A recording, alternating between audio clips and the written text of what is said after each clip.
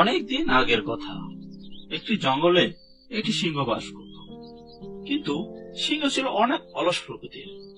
সে শিকার করতে চাইত না। বনের রাজা বলে কথা, তাই সে বনের অন্যান্য প্রাণী শিকার করলে তাদেরকে ভয় দেখিয়ে তাদের শিকার ছিনিয়ে নিত। সেই বনেই ছিল একটি চালাক শিয়াল। সে ছিল শিয়ালের প্রধান। সিংহের হাত থেকে কিভাবে নিজেদেরকে বাঁচানো যায় তাই নিয়ে সে শিয়ালদের মধ্যে একটি সমাবেশ ডাকলো। হে বন্ধুরা, তোমাদেরকে এই সমাবেশে ডাকার কারণ হলো একটাই। এই বনের রাজা খুবই অলস। সে হিংস্র প্রকৃতির। সে নিজে কখনো শিকার করে খেতে চায় না।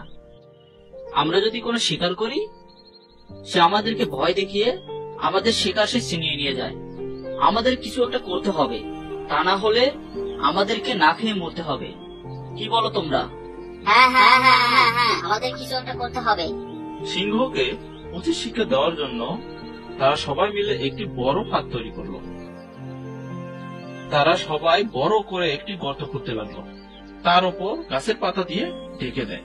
পরের দিন সকালে তারা একটি খরগোশ শিকার করে সেই গর্তের উপর রেখে দেয় এবং সিংহ আসার অপেক্ষা করতে লাগে। কিছুক্ষণ পর সেই সিংহটি খরগোশের ঘ্রাণ পেয়ে গর্তের দিকে ছুটে আসে।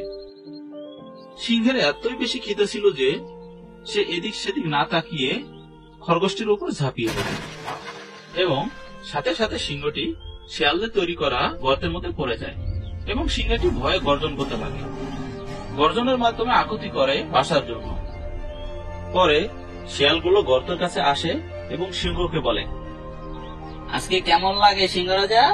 আমরা শিকার করলে তা ছিনিয়ে নিয়ে যাও। আজকে তোমাকে কে বাঁচাবে? পরে সিংহ তার অপরাধ স্বীকার করে এবং শিয়ালদের কাছে মাপ চেয়ে নেয়।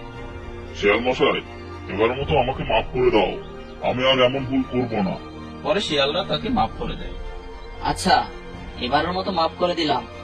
পরের বার আর মাফ পাবে না। পরে শিয়ালগুলো সেই সিংহকে গর্ত থেকে উঠিয়ে দেয়। পরের থেকে অলস সিংহ নিজের ভুল বুঝতে পেরে নিজে শিকার করে খেতে লাগে।